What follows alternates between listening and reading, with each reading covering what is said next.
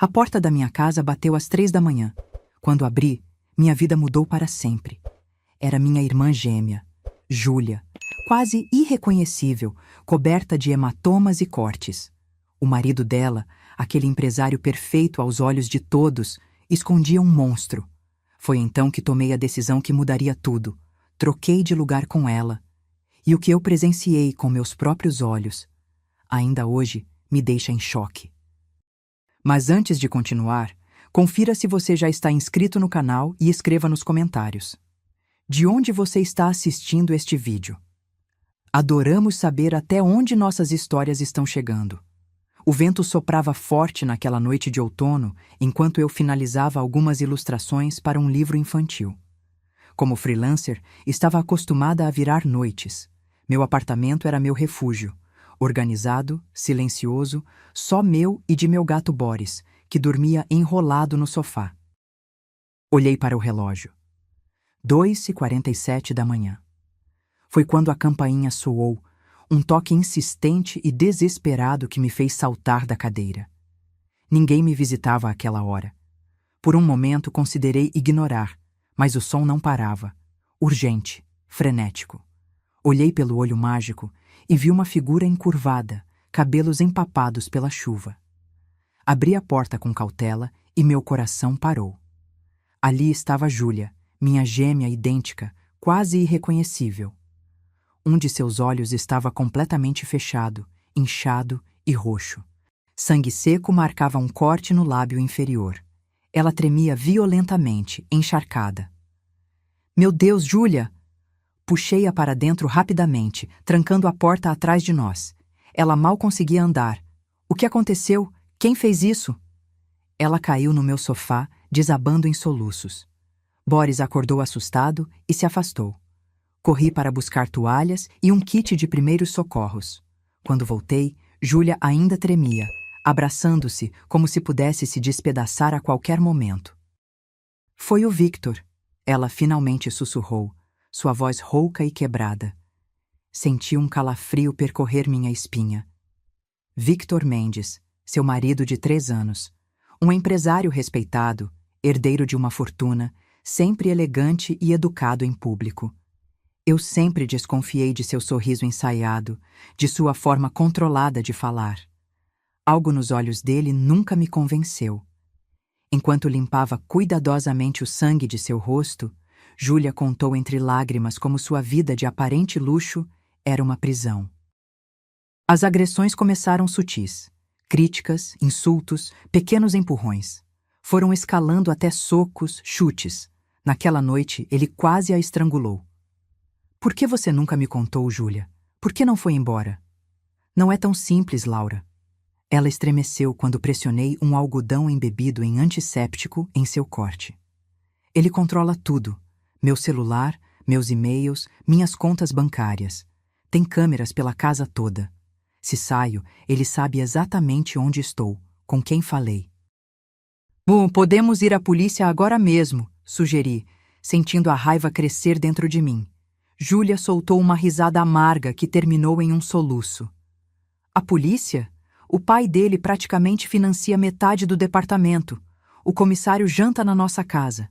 Não haveria inquérito, só eu voltando para casa com ele ainda mais furioso. Ela explicou que Victor mudou completamente nos últimos meses, depois que seu avô faleceu. Tornou-se obsessivo, paranoico. Ele esconde algo no escritório dele. Documentos que encontrei por acidente. Quando perguntei sobre eles, ele enlouqueceu. Júlia me contou que o avô de Victor havia deixado uma herança significativa, mas algo naqueles papéis a deixou inquieta. Ela não conseguiu ver detalhes, apenas percebeu o nome dela em alguns documentos antes de Victor surtar. Ele não vai se divorciar de mim, Laura. Disse que estou ligada a ele pela herança, que se tentar fugir, vai me destruir. Dei a ela analgésicos e a ajudei a tomar um banho quente. Emprestei-lhe roupas secas e a instalei no quarto de hóspedes. Em minutos, ela dormiu, exausta, sua respiração ainda entrecortada por pequenos soluços. Voltei para a sala, olhando para as manchas de sangue nas minhas almofadas. Minha mente fervilhava. Como aquele homem podia fazer isso e continuar aparentando ser um cidadão exemplar? Como ninguém percebia? Como eu o não percebi antes? Passei o resto da madrugada pesquisando. Vasculhei tudo sobre Victor Mendes, sua empresa, sua família. Na superfície, tudo parecia impecável. Fotos em eventos beneficentes, reportagens sobre seus negócios bem-sucedidos, entrevistas onde falava sobre ética empresarial. Quando Júlia acordou por volta do meio-dia, seu rosto estava ainda pior, os hematomas escurecendo, o olho completamente fechado. Sentei-me ao lado dela na cama e respirei fundo. Tenho um plano, disse. Vou trocar de lugar com você. Júlia me olhou como se eu tivesse enlouquecido. Do que você está falando? Vou me passar por você. Entrar na casa, descobrir o que Victor está escondendo, reunir provas contra ele. Não! Júlia se sentou abruptamente, estremecendo de dor. Você não faz ideia do que ele é capaz, Laura. Ele vai perceber, ele vai... Somos idênticas, Júlia. Sempre fomos. Lembra como enganávamos nossos professores no colégio? Isso foi há 15 anos. Não é uma brincadeira de adolescente. Victor conhece cada detalhe do meu corpo, meus gestos, minha voz. E você vai me ensinar, me contar tudo, como ele gosta do café, que lado da cama prefere, como você deve se comportar. Preciso entender o que está acontecendo e conseguir provas. É nossa única chance. Discutimos por horas.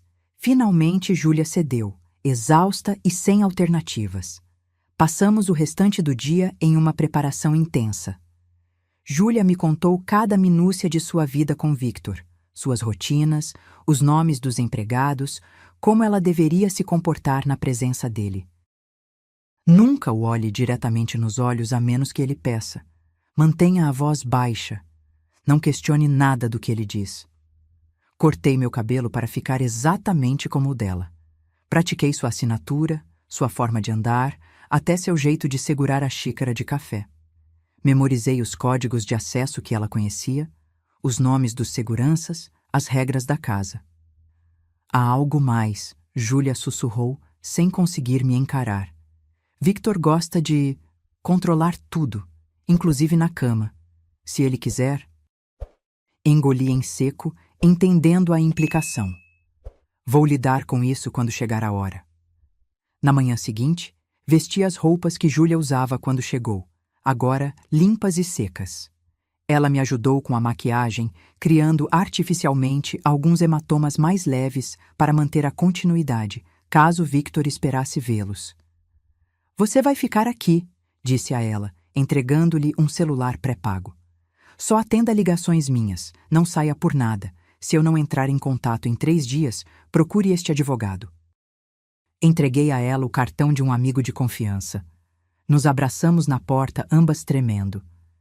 Eu volto, prometi, com provas suficientes para colocar aquele monstro atrás das grades. Peguei um táxi até um ponto a 2 quadras da mansão de Victor.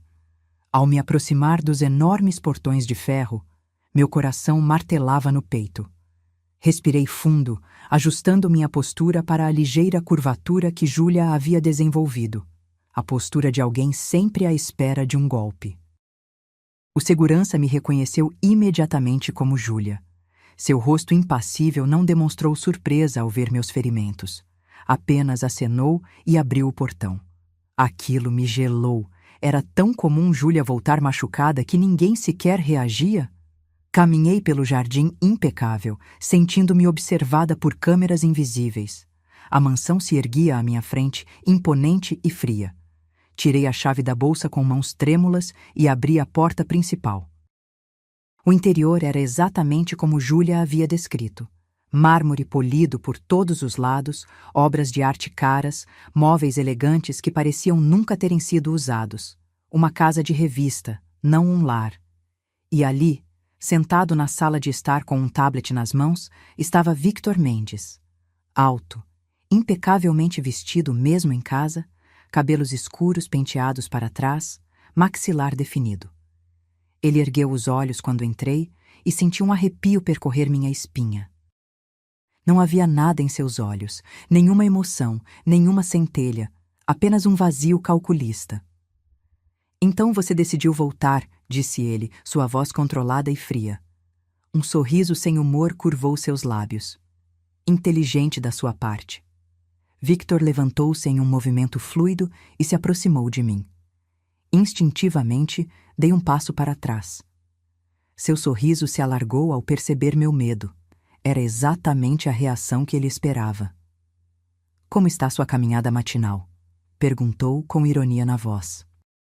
Espero que tenha clareado suas ideias. Baixei o olhar como Júlia havia me instruído. Sim, sinto muito pelo que aconteceu. Ele ergueu meu queixo com força, examinando os hematomas em meu rosto. Seu toque fez meu estômago revirar, mas mantive o papel. Victor não examinava os machucados com preocupação, mas como um artista avaliando sua obra. Sua mãe está preocupada com você, disse ele, soltando meu queixo bruscamente. Ela preparou um de seus chás especiais. Está esperando na sala de jantar. A mãe de Victor. Júlia havia me alertado sobre ela. Cecília Mendes era aparentemente uma dama da sociedade, sempre impecável, envolvida em causas beneficentes. Nos bastidores, era tão perigosa quanto o filho. Encontrei-a sentada à enorme mesa de jantar. Uma mulher nos seus 60 anos, cabelos grisalhos perfeitamente tingidos, joias discretas mas obviamente caras. Seu rosto exibia uma expressão de preocupação que não alcançava seus olhos. Querida, finalmente. Estávamos tão preocupados, disse ela com falsa doçura. Aproximou-se, abraçando-me levemente. Sussurrou em meu ouvido. Da próxima vez que fugir, será muito pior. Gelei. A ameaça foi tão casual, tão calmamente pronunciada. Sentei-me à mesa, sentindo minhas pernas tremerem. Cecília empurrou uma xícara fumegante em minha direção. Beba, querida. Ajudará com a ansiedade. Olhei para o líquido âmbar. Júlia havia me alertado. Nunca beber nada oferecido por Cecília. Eram sempre sedativos ou calmantes não prescritos, para mantê-la dócil e confusa. Obrigada, murmurei, levando a xícara aos lábios, mas sem de fato beber.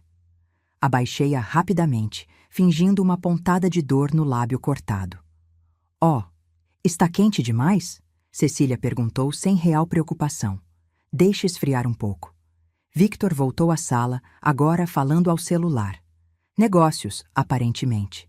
Seu tom era completamente diferente, profissional, educado, até mesmo charmoso. Uma máscara perfeita.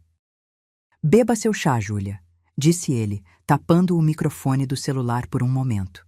Uma ordem, não um pedido. Fingi mais um gole, mantendo os lábios fechados.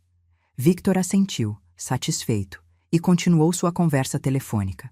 Quando ele se afastou, discretamente derramei um pouco do chá na planta ao meu lado. Cada vez que um deles olhava, fingia outro gole. Vá se limpar, ordenou Victor ao terminar a ligação. Temos um jantar com o prefeito hoje à noite. Vista o vestido azul marinho, não o preto. E cubra esses hematomas adequadamente. Subi as escadas, sentindo o olhar deles em minhas costas. A casa era ainda mais opressiva por dentro do que parecia. Câmeras de segurança em cada corredor, fechaduras eletrônicas nas portas, tudo monitorado por um sistema central que, segundo Júlia, só Victor controlava completamente. O quarto de Júlia, não o quarto do casal, mas um quarto de hóspedes onde ela era obrigada a dormir, era impessoal e austero. Uma cama de solteiro, uma cômoda, nenhuma decoração ou toque pessoal. Uma cela com lençóis de alta qualidade. No banheiro, encontrei a maquiagem que Júlia mencionou, especificamente comprada para cobrir hematomas. Ao lado, uma fileira de frascos de medicamentos prescritos em seu nome. Antidepressivos, ansiolíticos, soníferos, todos em doses alarmantes. Abri algumas gavetas, procurando mais pistas. Tudo era organizado com precisão militar. Roupas dobradas perfeitamente, todas em tons neutros. Nada vibrante ou expressivo, nada que lembrasse a Júlia que conheci, criativa, cheia de vida. Ouvi passos no corredor e rapidamente fechei as gavetas. A porta se abriu sem aviso. Cecília entrou, trazendo outro copo. Você não terminou seu chá, disse ela, colocando a nova xícara sobre a cômoda. Beba tudo. Victor insiste que você esteja calma para o jantar desta noite. Assenti obedientemente. Sim, senhora. Obrigada. Ela me estudou por um momento, os olhos percorrendo meu rosto, minha postura. Havia algo calculista em seu olhar, como se procurasse falhas. Mantive a cabeça baixa, imitando a submissão que Júlia havia demonstrado. Estou feliz que tenha voltado para casa, querida, disse ela, sua voz melíflua. É onde você pertence, não é? Ao lado de Victor. Ele só quer o melhor para você. Quando ela saiu, tranquei a porta e despejei o chá no vaso sanitário. Precisava manter a mente clara. O jantar com o prefeito seria minha primeira prova real, ter que interagir socialmente como Júlia, sob os olhares vigilantes de Victor e sua mãe. Encontrei o vestido azul marinho mencionado, conservador, de mangas compridas para esconder possíveis marcas nos braços. Usei a maquiagem para cobrir os hematomas. No espelho, a transformação era completa. Eu era Júlia agora. Não a Júlia vibrante que cresceu comigo, mas esta versão apagada e temerosa que Victor havia criado. Às 7, desci as escadas. Victor esperava no hall de entrada, impecável em um terno feito sob medida. Ele me avaliou de cima a baixo, procurando falhas. Aceitável, disse finalmente. Lembre-se das regras para esta noite. Sorria, seja agradável, mas fale apenas quando perguntada diretamente. Nada sobre negócios. No carro, Victor revisou detalhes do jantar. O prefeito Roberto Almeida era seu aliado importante. Estava trazendo um investidor estrangeiro interessado em um novo empreendimento imobiliário. O terreno está praticamente garantido, disse Victor. Apenas alguns ambientalistas irritantes protestando, mas o Roberto está cuidando disso. O restaurante era o mais exclusivo da cidade. Fomos conduzidos a uma sala privativa, onde o prefeito já aguardava com um homem corpulento de terno caro, apresentado como Sr. Kowalski. Victor! O prefeito se levantou sorridente. E a adorável Júlia? Como está, minha querida? Forcei um sorriso tímido.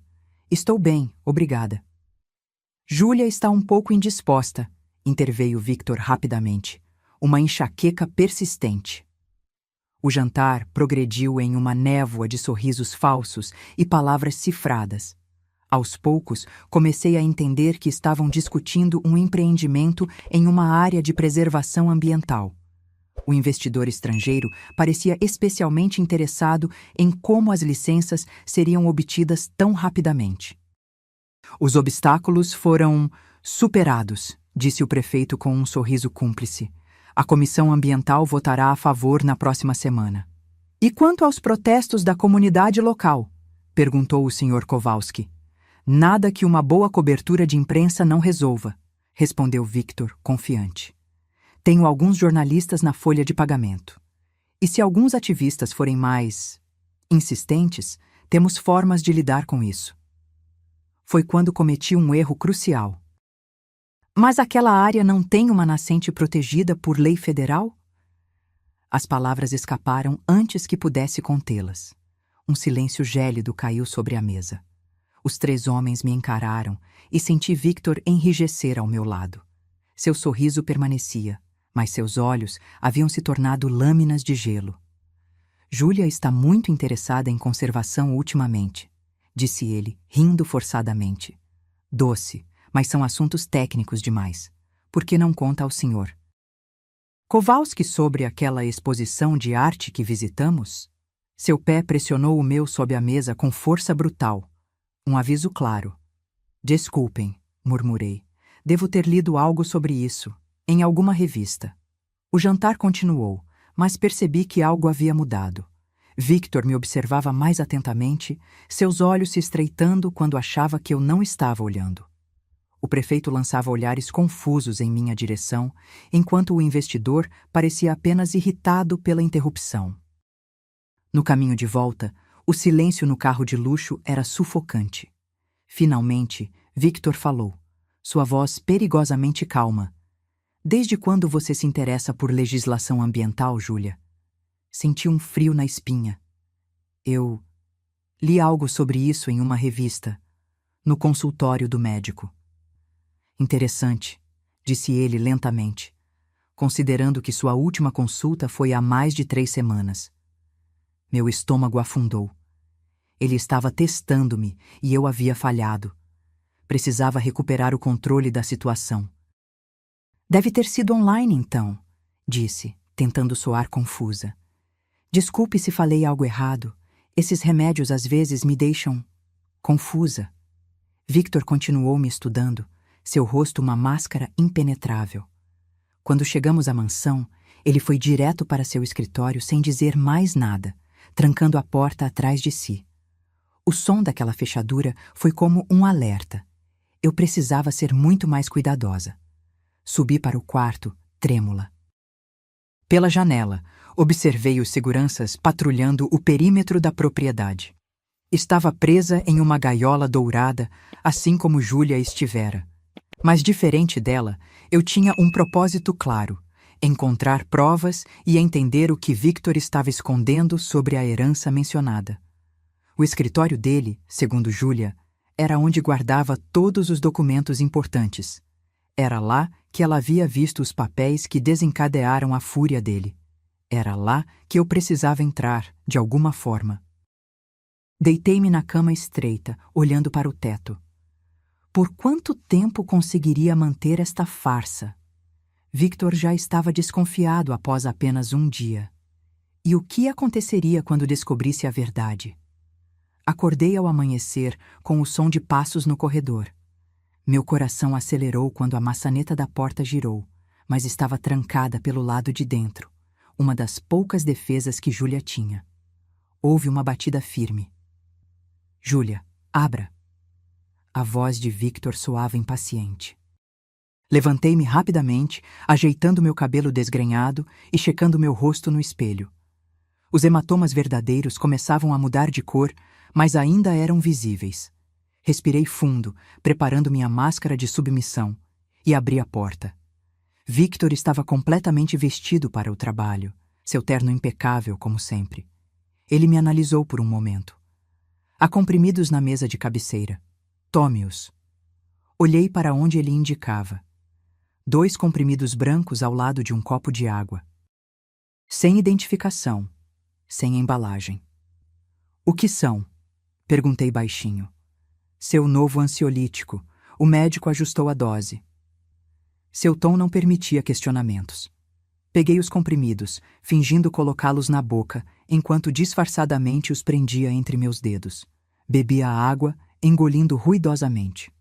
Boa garota, disse ele, com o mesmo tom que usaria para elogiar um cachorro obediente. Estarei fora o dia todo. Minha mãe cuidará de você. Assim que ele saiu, corri ao banheiro e guardei os comprimidos em um pequeno bolso costurado dentro de minha roupa íntima, um esconderijo que tinha preparado antes de vir. Não fazia ideia do que eram, mas suspeitava fortemente que não fossem medicamentos legítimos. Desci para o café da manhã, onde Cecília já aguardava, elegante como sempre em um conjunto de seda. Ela sorriu ao me ver, aquele sorriso que nunca alcançava seus olhos. Como dormiu, querida? Parece um pouco tensa. Estou bem, só cansada, respondi suavemente. O chá de ontem à noite devia ter ajudado. Seu tom era levemente acusatório. Beba seu suco, é uma receita especial, cheia de vitaminas. O suco tinha uma coloração alaranjada estranha e um leve odor amargo sob a doçura. Fingi beber, umedecendo apenas os lábios. Preciso terminar alguns bordados no meu quarto, disse Cecília depois do café. A empregada virá para limpar. Não a incomode com perguntas desnecessárias. Quando ela subiu, fiquei sozinha na enorme cozinha. Era a minha primeira oportunidade de explorar sem olhos vigilantes. Precisava agir rapidamente. A empregada, Rosa, entrou poucos minutos depois. Uma mulher de meia idade com olhos sempre baixos. Júlia havia mencionado que ela trabalhava na casa há anos, mas parecia aterrorizada demais para ajudar. Bom dia, senhora, disse ela formalmente. Bom dia, Rosa, respondi, observando sua reação ao tom mais amigável. Ela pareceu momentaneamente surpresa. Enquanto ela limpava, notei um hematoma parcialmente escondido pela manga de sua blusa. Nossos olhares se cruzaram por um instante e vi algo neles. Reconhecimento, talvez. Ela também era uma vítima naquela casa. Precisa de alguma coisa, senhora? Perguntou, percebendo meu olhar. Na verdade, baixei a voz. Você sabe onde o Sr. Victor guarda a chave do escritório? O pânico atravessou seu rosto. Não sei de nada, senhora. Por favor, não me pergunte essas coisas. Ela saiu rapidamente e percebi que havia cometido um erro. Precisava ser mais cuidadosa. Os funcionários da casa provavelmente relatavam tudo a Victor. Passei a manhã explorando discretamente os cômodos do primeiro andar, sempre atenta a câmeras de segurança. A mansão era imensa, mas estranhamente vazia de vida. Não havia fotos pessoais, álbuns de família, nada que indicasse que pessoas reais viviam ali.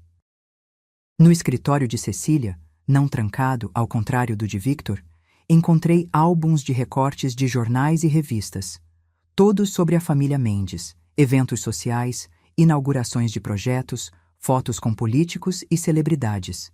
A imagem pública cuidadosamente construída. Também encontrei uma agenda elegante. Folheando-a rapidamente, notei uma entrada para aquela sexta-feira. Reunião de sucessão, 10 horas, Escritório Almeida. A mesma letra fina e precisa havia escrito ao lado.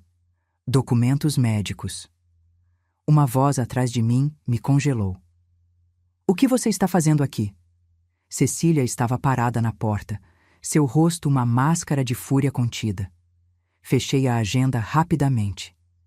Desculpe, eu estava procurando um livro para ler. No meu escritório privado? Sua voz era cortante como gelo. Volte para seu quarto, agora. No caminho para o segundo andar, notei algo que não havia percebido antes. Uma porta no final do corredor, próxima ao escritório de Victor. Diferente das outras, esta tinha um sistema de trava eletrônica com teclado numérico e leitor biométrico. O que poderia ser tão valioso a ponto de precisar dessa segurança extra? De volta ao quarto, sentei na beirada da cama, processando o que havia descoberto. A reunião de sucessão mencionada na agenda provavelmente se referia à herança que Victor havia mencionado. E os documentos médicos?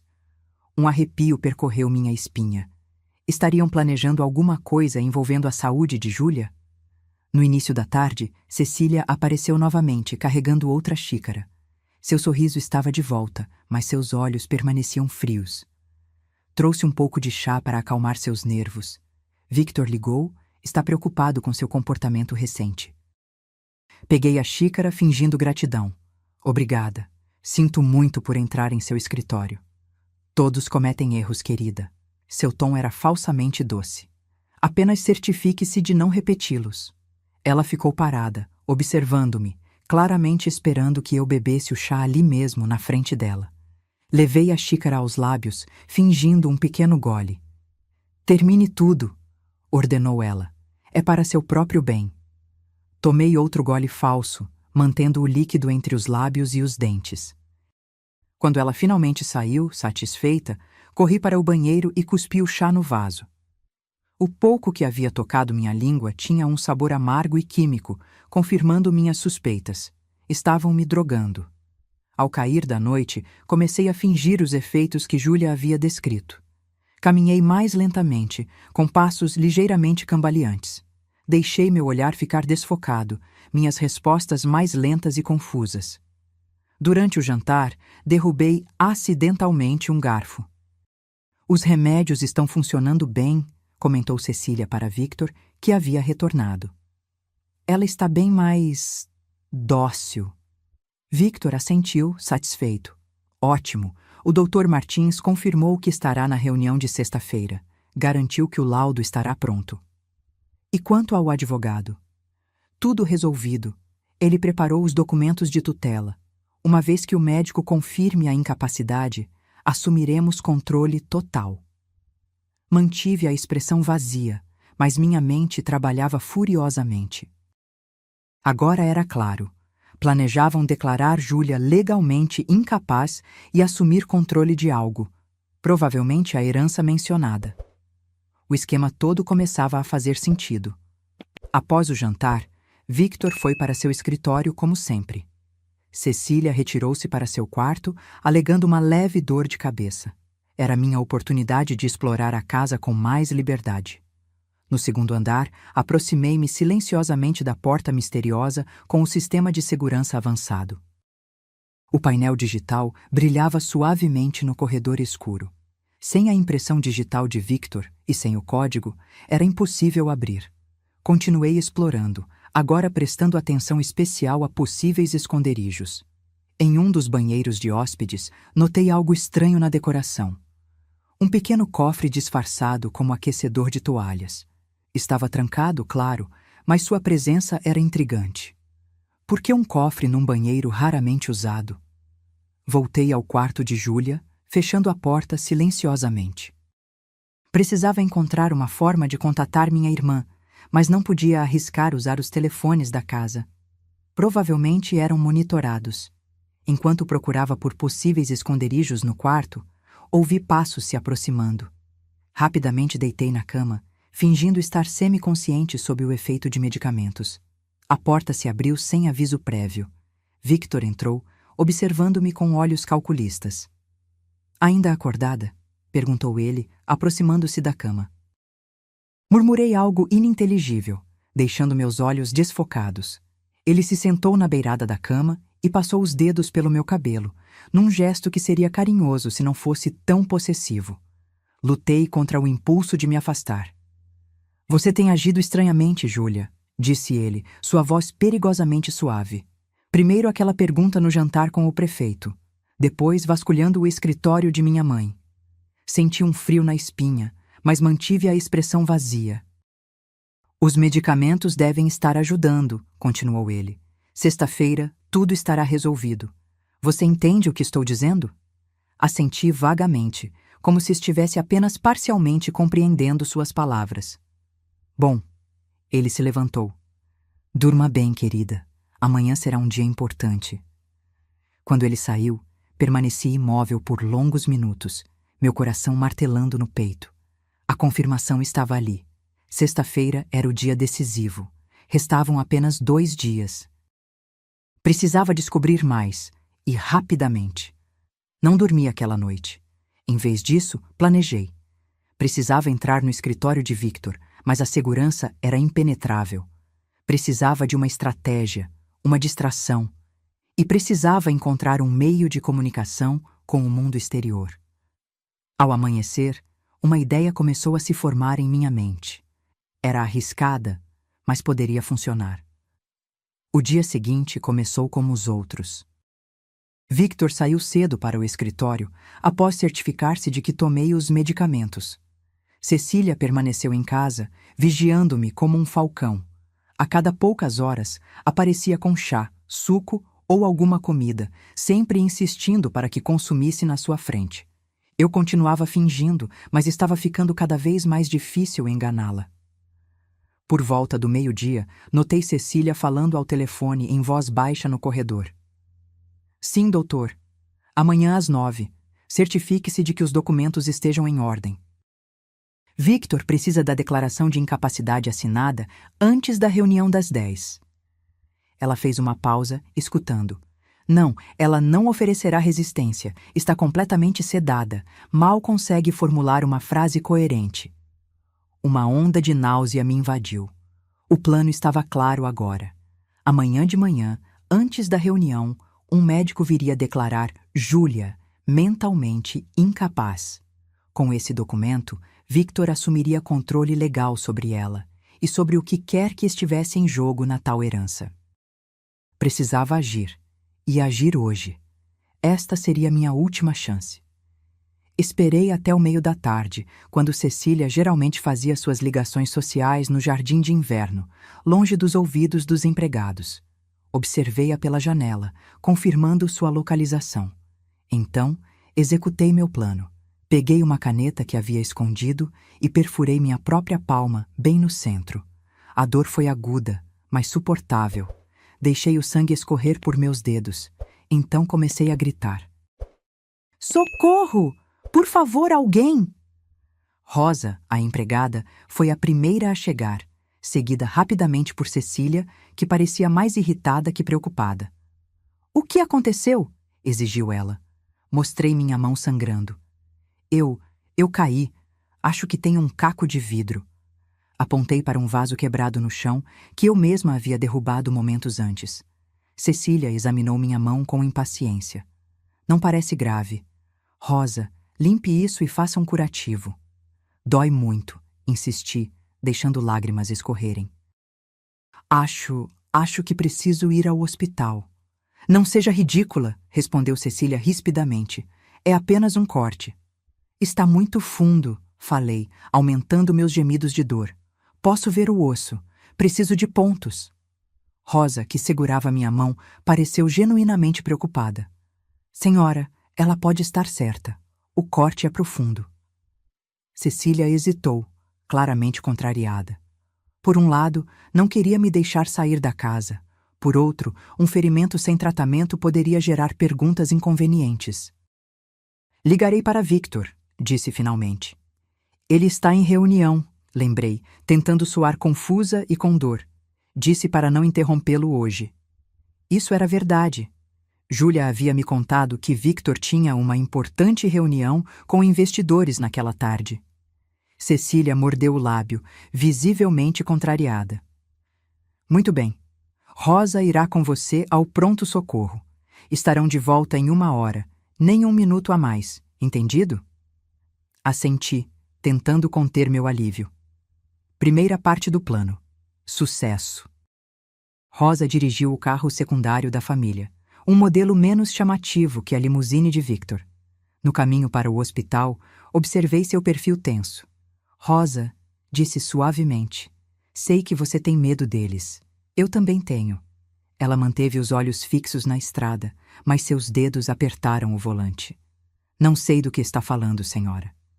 Vi os hematomas em seu braço. Eles machucam você também, não é? Um silêncio pesado preencheu o carro. Finalmente, ela murmurou. O que a senhora quer? Preciso de ajuda.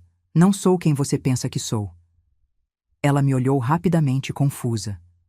Sou Laura, irmã gêmea de Júlia. Trocamos de lugar para que eu pudesse descobrir o que Victor está tramando. Rosa quase perdeu o controle do carro. Isso é loucura. Se eles descobrirem, eles vão declarar Júlia legalmente incapaz amanhã, continuei. Precisamos impedir isso. O semáforo ficou vermelho e o carro parou. Rosa finalmente me olhou diretamente. Você é realmente a irmã? Assenti. Júlia está segura, escondida, mas não por muito tempo, se não conseguirmos provas contra Victor. Rosa permaneceu em silêncio por longos segundos. O que você precisa? Perguntou finalmente, quando o sinal abriu. Um telefone e, se possível, informações sobre o escritório de Victor. Tenho um celular pré-pago escondido no carro, admitiu ela. Para emergências, quanto ao escritório, sei que o código de acesso é a data de nascimento da mãe dele. 1862. Memorizei o número imediatamente. Por que você continua trabalhando lá, Rosa? Ela suspirou. Minha filha está na faculdade. Preciso do dinheiro. E eles ameaçaram minha família quando tentei sair. Chegamos ao hospital. O médico examinou minha mão, confirmando que o corte era profundo, mas não tão grave quanto eu havia dramatizado. 7 pontos depois, estávamos de volta ao carro. Rosa dirigiu para um estacionamento vazio e parou. Tirou um celular simples de um compartimento secreto sob o assento. Seja rápida. Com mãos trêmulas, disquei o número do celular pré-pago que havia dado a Júlia. Alô? A voz dela estava tensa, preocupada. Sou eu, sussurrei. Estou bem. Escute, não temos muito tempo. Rapidamente expliquei a situação. A reunião de amanhã, os planos de Victor, o que havia descoberto até agora. Laura, você precisa sair de lá, implorou Júlia. É perigoso demais. Ainda não. Descobri o código do escritório. Vou entrar esta noite e encontrar as provas. Esteja preparada amanhã. Se não receber notícias minhas até às 9, contate aquele advogado que mencionei e leve tudo à polícia.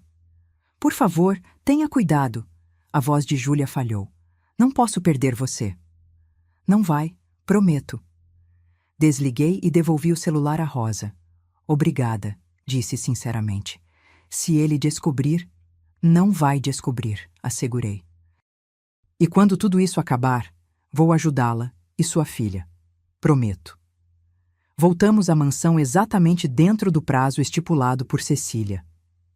Ela examinou meu curativo com desconfiança, mas pareceu aceitar a história. Para completar minha encenação, continuei agindo como se estivesse sob forte efeito de medicação, tropeçando ocasionalmente, respondendo com lentidão, deixando meu olhar vagar sem foco. O jantar foi tenso. Victor havia retornado e parecia preocupado com algo não relacionado a mim. Falou pouco, verificando constantemente seu celular. Tudo certo para amanhã? Perguntou Cecília durante a sobremesa. Sim, respondeu ele secamente. O advogado confirmou que os documentos estão prontos. O médico chegará às 9. A reunião com o conselho é às 10. E quanto ao outro assunto, aquele inconveniente? Victor lançou um olhar furtivo em minha direção. Resolvido. O problema desaparecerá após a reunião, permanentemente. Um calafrio percorreu minha espinha. O tom sinistro era inequívoco. Não estavam falando apenas de documentos legais, mas de algo muito mais sombrio. Após o jantar, retirei-me para o quarto, alegando dor na mão. Victor assentiu distraidamente, já voltando sua atenção para o laptop. Fechei a porta, mas não tranquei. Seria suspeito. Em vez disso, arrumei a cama para parecer que havia alguém dormindo sob os cobertores. Agora precisava esperar. O plano era simples, porém perigoso. Aguardar até que todos estivessem dormindo, entrar no escritório usando o código que Rosa me dera, encontrar os documentos e, se possível, fugir da mansão antes do amanhecer.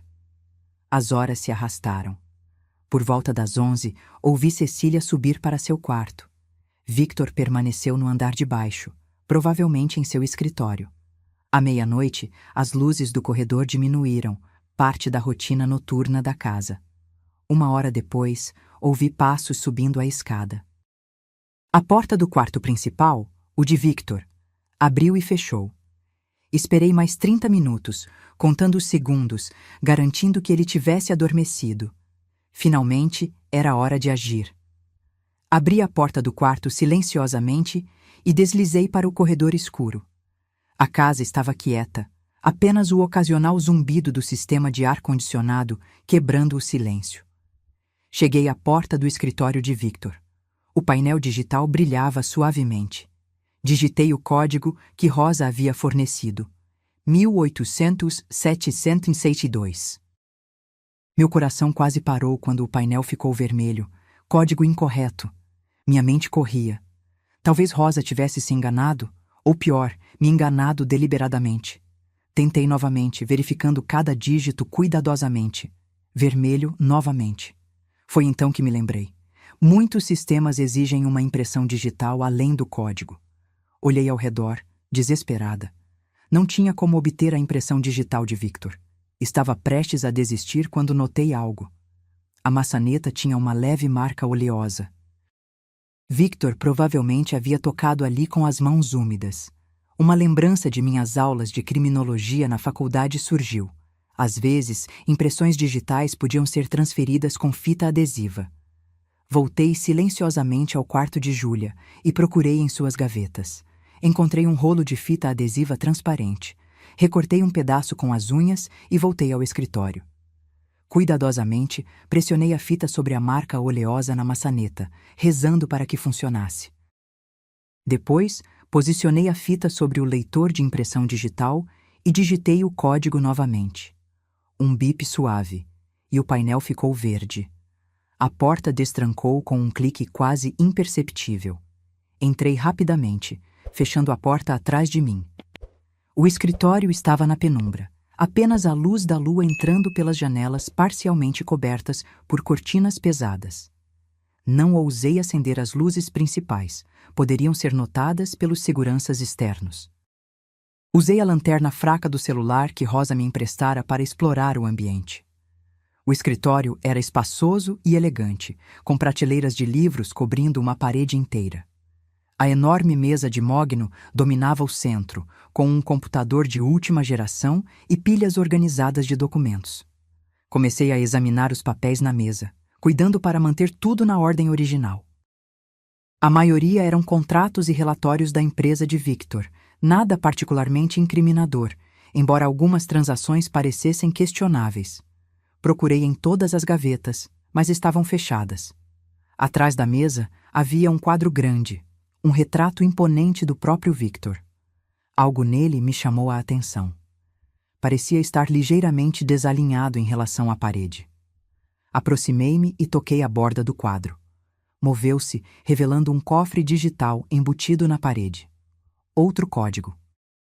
Tentei a mesma sequência numérica, sem sucesso. Pensei no que poderia ser importante para Victor. Experimentei a data de nascimento dele. Falha. A data de fundação da empresa. Falha. Por um momento de desespero, tentei a data de nascimento de Júlia, que também era a minha. Para minha surpresa, o cofre abriu com um clique suave. Dentro, encontrei uma pasta vermelha etiquetada como Sucessão Hauser e um envelope pardo. Abri primeiro a pasta, meu coração acelerando a cada página. O que li me deixou gelada. O avô de Victor, Germano Hauser, havia falecido 6 meses antes. Seu testamento era claro. A maior parte da fortuna da família, incluindo o controle majoritário das empresas Hauser, não iria para Victor, seu neto por sangue, mas para Júlia, sua neta por casamento. O documento explicava a razão. Germano havia se decepcionado profundamente com a ganância de Victor e Cecília, e via em Júlia alguém com integridade e compaixão para liderar a empresa de acordo com seus valores. No entanto, o testamento tinha uma cláusula. Se Júlia fosse considerada incapaz por qualquer razão, a administração dos bens passaria para seu cônjuge, Victor. As peças se encaixaram com clareza assustadora. Era por isso que Victor não podia se divorciar de Júlia. Era por isso que precisava declarar-a incapaz, em vez de simplesmente eliminá-la. Ele precisava do controle legal sobre a herança. No envelope pardo, encontrei algo ainda mais perturbador. Fotos de Júlia claramente dopada, parecendo confusa e desorientada. Junto, um laudo médico forjado atestando esquizofrenia paranoide e declarando-a incapaz de tomar decisões. Havia também correspondências entre Victor e o prefeito sobre o empreendimento mencionado no jantar. Um resort de luxo a ser construído em área de preservação ambiental, com evidências claras de propinas e manipulação dos órgãos ambientais. Tirei fotos de todos os documentos com o celular de Rosa. Enquanto fotografava a última página, ouvi algo que me congelou. Passos no corredor. Rapidamente, recoloquei os documentos no cofre, fechei-o e ajustei o quadro na posição original. Olhei ao redor, procurando desesperadamente um esconderijo. O escritório não tinha muitas opções, apenas a mesa, algumas poltronas, as estantes. Os passos pararam em frente à porta. Ouvi o som do teclado sendo pressionado. Em pânico, deslizei para baixo da mesa de Victor, encolhendo-me no espaço entre as gavetas, rezando para não ser vista. A porta se abriu. Através da pequena abertura entre o tampo da mesa e o chão, vi sapatos italianos entrando silenciosamente no escritório. Contive a respiração, sentindo meu coração martelar tão forte que temia ser ouvido. Os sapatos elegantes se moveram pelo escritório, parando ocasionalmente. Victor, pois só poderia ser ele, parecia estar verificando se tudo estava em ordem. Os sapatos se aproximaram da mesa. Encolhi-me ainda mais, pressionando-me contra a madeira fria. Victor sentou-se na cadeira, seus pés a centímetros dos meus. Ouvi-o mexer em alguns papéis, depois o leve toque de dedos em um teclado. Sim, está tudo pronto para amanhã, disse ele, aparentemente ao telefone. Sua voz soava diferente à noite, mais fria, mais calculista. O médico chegará às 9, o laudo será assinado e estaremos no escritório de advocacia às 10.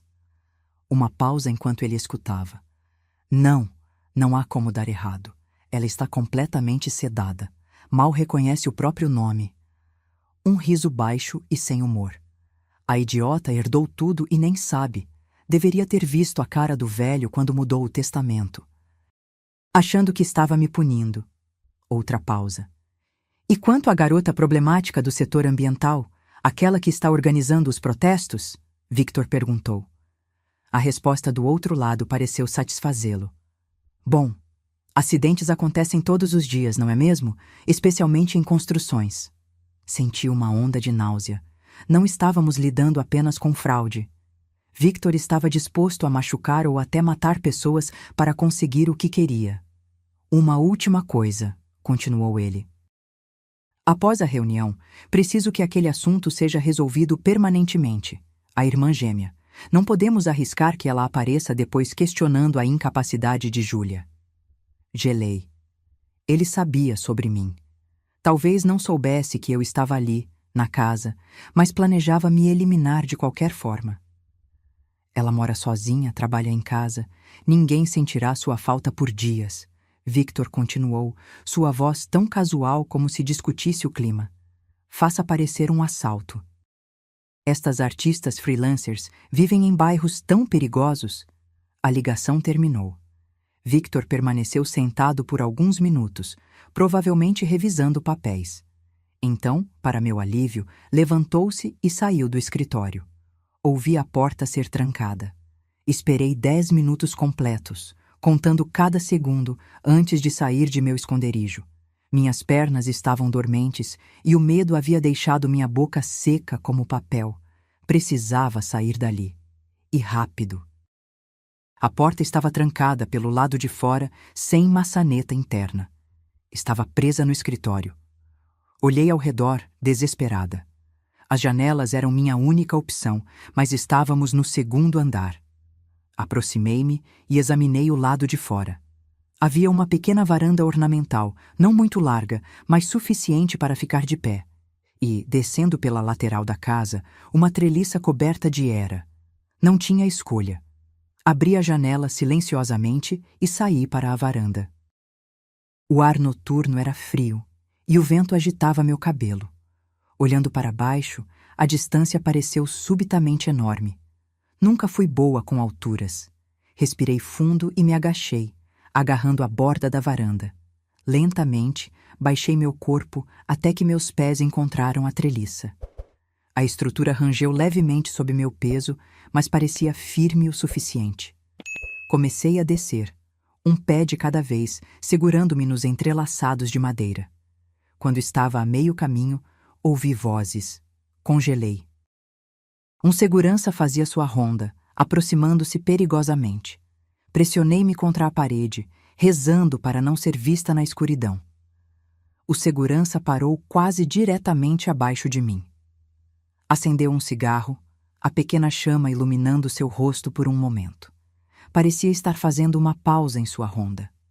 Meus braços começavam a doer com o esforço de me manter imóvel. Um pequeno pedaço de treliça quebrou sob minha mão, caindo. Contive a respiração, mas o segurança não pareceu notar o som. Depois do que pareceu uma eternidade, ele finalmente jogou a bituca do cigarro no chão e continuou sua ronda. Esperei até que estivesse fora de vista para continuar minha descida. Quando meus pés finalmente tocaram o chão, minhas pernas quase cederam de alívio. Agora vinha a parte mais difícil: sair da propriedade. Os muros eram altos demais para escalar e os portões eletrônicos eram vigiados 24 horas.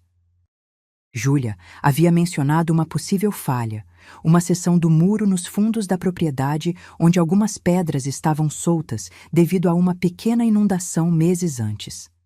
Mantendo-me nas sombras, contornei a casa em direção aos fundos. O jardim era imenso e meticulosamente cuidado, oferecendo poucos lugares para se esconder. Cada vez que ouvia passos ou vozes, agachava-me atrás de arbustos ou estátuas. Finalmente encontrei a seção do muro que Júlia havia descrito. De fato, algumas pedras estavam soltas na base, criando uma abertura estreita. Seria apertado, mas possível. Comecei a remover as pedras, uma a uma, tentando não fazer barulho. Quando a abertura parecia grande o suficiente, deitei-me no chão e comecei a me arrastar por baixo do muro. A terra estava úmida e fria, e senti pedras e galhos arranhando minhas costas. Estava quase conseguindo quando ouvi latidos. Os cachorros de guarda. Tinha me esquecido completamente deles. O som ficava mais alto rapidamente. Em pânico, forcei meu corpo pelo estreito espaço, ignorando a dor dos arranhões e cortes. Consegui passar segundos antes de ouvir os cachorros chegarem ao muro. Do outro lado, estava em um pequeno bosque que separava a propriedade de Victor de uma estrada secundária. Corri o mais rápido que pude, tropeçando nas raízes e pedras, impulsionada pelo puro terror. Quando cheguei à estrada, não havia sinal de táxis ou ônibus àquela hora da madrugada. Continuei correndo, colocando a maior distância possível entre mim e a mansão. Depois de quase 1 quilômetro, avistei um posto de gasolina aberto 24 horas. Entrei, ofegante e desarrumada, surpreendendo o atendente sonolento. "Preciso usar o telefone", implorei. "É uma emergência." O jovem atendente me olhou com desconfiança, notando minha aparência. Roupas rasgadas, cabelo desgrenhado, rosto e mãos arranhados e sujos. "Por favor", insisti. "Sofri um acidente, meu carro saiu da estrada. Preciso chamar ajuda." Relutantemente, ele me deixou usar o telefone atrás do balcão. Disquei o número do celular pré-pago de Júlia, rezando para que ela atendesse àquela hora. "Alô?" A voz dela estava alerta, como se não tivesse dormido. "Sou eu", sussurrei aliviada. "Consegui escapar. Tenho provas. Fotografei tudo. Victor planeja nos eliminar, Júlia. Não só tornar você legalmente incapaz, mas também se livrar de mim." "Meu Deus!" A voz dela falhou. "Onde você está?" Olhei para o atendente, que tentava não demonstrar que estava ouvindo. "Num posto de gasolina na estrada secundária perto da casa dele. Preciso que venha me buscar. Rápido." "Estou a caminho. 20 minutos." Desliguei e agradeci ao atendente. Esperei do lado de fora, escondida parcialmente pelas sombras, atenta a qualquer sinal de perseguição. O céu começava a clarear no horizonte. Logo seria manhã. Júlia chegou em um táxi, pagando rapidamente o motorista. Quando me viu, correu para me abraçar. "Laura, pensei que nunca mais te veria." Abracei-a de volta, finalmente permitindo-me sentir o medo e alívio que havia reprimido. "Temos que agir rápido. A reunião é às 10, mas Victor disse que o médico estará lá às 9 para assinar o laudo de incapacidade." No táxi de volta à cidade, mostrei a Júlia as fotos que havia tirado. O testamento, os laudos médicos forjados, as evidências de suborno e corrupção. "O avô dele deixou tudo para você", expliquei. "Victor e a mãe dele estavam planejando te destruir psicologicamente, te drogar até que realmente parecesse incapaz, e então assumir controle legal da herança." Júlia parecia atordoada. "Por que o avô dele faria isso? Me deixar tudo?" Pelo que entendi nos documentos, ele percebeu a verdadeira natureza de Victor e Cecília. Viu algo em você que eles não tinham: compaixão, integridade. Queria que as empresas da família fossem lideradas por alguém com valores, não apenas ganância. Chegamos ao meu apartamento. Rapidamente, entrei em contato com o advogado amigo que havia mencionado a Júlia. Expliquei a situação, enviando as fotos como evidência. "Isso é muito grave", disse ele após examinar os documentos. "Fraude, falsificação, evidências de corrupção e até mesmo conspiração para cometer homicídio, considerando aquela conversa que você ouviu. Precisamos agir imediatamente." "A reunião é às 10, lembrei. Em menos de 4 horas. Estarei no escritório Almeida em Associados às 9h30 com policiais, garantiu ele. Não se preocupem, vamos interromper essa farsa antes que comece. Após desligar, olhei para Júlia. Ela estava sentada no sofá, tremendo levemente. Eu nunca soube, disse ela baixinho. Sobre a herança. O avô de Victor sempre foi gentil comigo, mas nunca imaginei. Sentei-me ao lado dela. É por isso que Victor mudou depois da morte do avô. Foi quando ele descobriu o testamento e percebeu que você, não ele, herdaria tudo. O que fazemos agora? Perguntou Júlia, o medo evidente em seus olhos. Vamos aparecer naquela reunião, respondi, determinada. Você e eu, juntas. Com a polícia e nosso advogado, é hora de Victor enfrentar as consequências. Nas poucas horas que restavam, tomamos banho, vestimos roupas formais e preparamo-nos mental e emocionalmente para o confronto. Júlia ainda mostrava sinais visíveis dos abusos, o olho parcialmente inchado, cortes cicatrizando. Eu também estava machucada, com arranhões da fuga. Deixe os ferimentos visíveis, sugeriu o advogado quando nos encontrou. É parte da evidência física. Às 9h45, estávamos no elegante prédio comercial onde ficava o escritório de advocacia. 2 detetives nos acompanhavam junto com o nosso advogado. Enquanto subíamos no elevador para o 10º andar, senti meu estômago revirar de nervoso. Em poucos minutos, enfrentaríamos Victor e Cecília. O elevador abriu diretamente na recepção do escritório. A recepcionista arregalou os olhos ao nos ver, especialmente ao perceber 2 mulheres idênticas, ambas com sinais de abuso. Temos uma reunião com o Dr. Almeida, disse nosso advogado com autoridade. É urgente. Antes que ela pudesse responder, uma porta lateral se abriu. Victor saiu, conversando com um homem de terno que presumimos ser o advogado dele. Quando nos viu, seu rosto congelou em uma máscara de choque. Júlia, ele olhou de minha irmã para mim, a compreensão lentamente se formando em seus olhos. O que significa isto? Significa que acabou, Victor, respondi, minha voz firme apesar do medo. Sabemos tudo. Sobre o testamento, sobre seu plano de me declarar incapaz, sobre os subornos ao prefeito. Senhor. Mendes, um dos detetives deu um passo à frente. Temos um mandado para sua prisão sob acusações de fraude, falsificação de documentos, abuso doméstico e conspiração para cometer homicídio.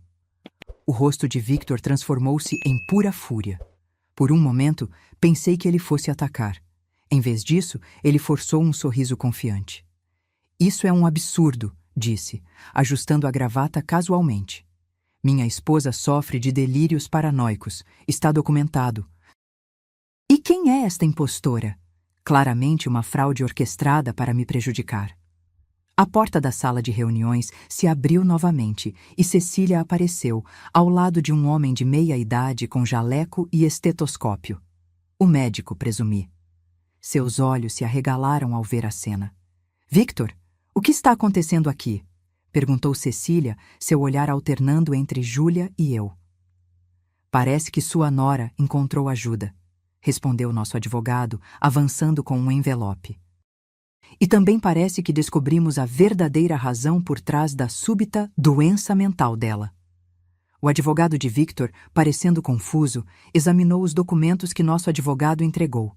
As fotos que eu havia tirado, transcrições da conversa que ouvi no escritório. Victor, precisamos conversar, disse ele finalmente, afastando-se do cliente. O conflito ético estava evidente em seu rosto. Traidores, todos vocês, sibilou Victor. Subitamente virou-se para Júlia, avançando ameaçadoramente. Você nunca vai colocar as mãos na minha empresa. Os detetives reagiram rapidamente, imobilizando-o antes que pudesse alcançá-la. Cecília tentou se afastar discretamente, mas o segundo detetive a deteve. Senhora Mendes, precisaremos que nos acompanhe também. Temos perguntas sobre seu envolvimento na falsificação de documentos médicos e administração não autorizada de substâncias controladas. Em uma questão de minutos, a situação que Victor havia tão meticulosamente planejado desmoronou completamente. Ele e Cecília foram levados pela polícia, enquanto o médico, pálido e nervoso, confessou imediatamente seu envolvimento em troca de um acordo judicial. No silêncio que se seguiu à tempestade, Júlia e eu nos olhamos, exaustas e aliviadas. Ela tomou minhas mãos nas suas. Você arriscou tudo por mim, disse, lágrimas nos olhos. Como posso agradecer? Não precisa, respondi. Você faria o mesmo por mim. O advogado de Victor, agora claramente desvinculado de seu ex-cliente, aproximou-se de nós. Senhoras, lamento profundamente. Não tinha conhecimento da extensão das ações do Sr. Mendes. Ele parecia genuinamente perturbado. Vocês devem saber que a reunião de hoje era para formalizar o controle dele sobre as empresas Hauser, com base no laudo médico que declararia a Sra. Júlia incapaz. E agora? Perguntou Júlia. Agora, ele suspirou. Temos uma situação interessante. Segundo o testamento do Sr. Germano Hauser, a Sra. Júlia é a herdeira legítima. Sem a declaração de incapacidade, não há impedimentos legais. Nas semanas que se seguiram, nossa vida transformou-se completamente. A imprensa teve um dia de campo com o caso. Manchetes sensacionalistas sobre o empresário que dopou a esposa por herança e gêmea heroína desmascarou o plano diabólico. Por dias, repórteres acamparam em frente ao meu apartamento, tentando conseguir entrevistas exclusivas. Júlia mudou-se temporariamente para meu apartamento. As noites eram difíceis. Frequentemente eu a encontrava acordada às 3 da manhã, tremendo após pesadelos. Outras vezes, era ela quem me consolava quando eu acordava em pânico, revivendo minha fuga desesperada da mansão. É estranho, disse-me Júlia uma noite, enquanto compartilhávamos uma garrafa de vinho na varanda. Passo 3 anos presa naquele pesadelo e agora, de repente, sou dona de um império corporativo. As empresas Hauser eram um conglomerado diversificado, com negócios em construção civil, hotelaria e tecnologia. Avaliada em mais de 5 bilhões, a empresa era uma das maiores do país. O que você vai fazer? Perguntei. Júlia contemplou sua taça de vinho. Não sei se estou pronta para assumir o controle de tudo isso. Passei tanto tempo sendo diminuída, tendo minhas decisões questionadas, sendo feita para duvidar de minha própria mente. Você não precisa decidir agora, assegurei. O conselho administrativo pode continuar gerenciando o dia a dia enquanto você se recupera. Ela assentiu, pensativa. Sabe o que é irônico? Victor me torturou por causa dessa herança, mas o velho Germano realmente gostava de mim. Ele sempre dizia que eu tinha uma visão diferente das coisas, que enxergava o que os outros não viam. Ele estava certo, respondi. É o que sempre admirei em você.